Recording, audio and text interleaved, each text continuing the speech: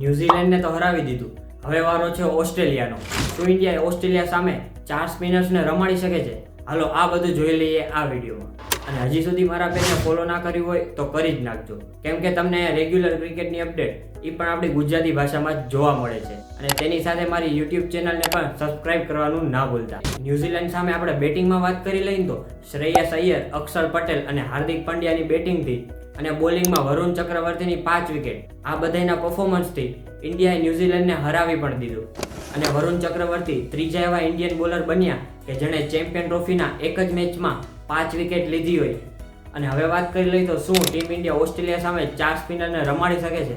તો જવાબ છે હા, કેમ કે આપણે ઇન્ડિયા અને ન્યૂઝીલેન્ડના મેચમાં જોયું પીચ સ્લો હતી, તો તેની કારણે ઇન્ડિયાના 4 સ્પિનર્સ ન્યૂઝીલેન્ડ પર હાવી થઈ ગયા. તો આ 4 સ્પિનર્સ ઓસ્ટ્રેલિયા સામે પણ રમી શકે છે.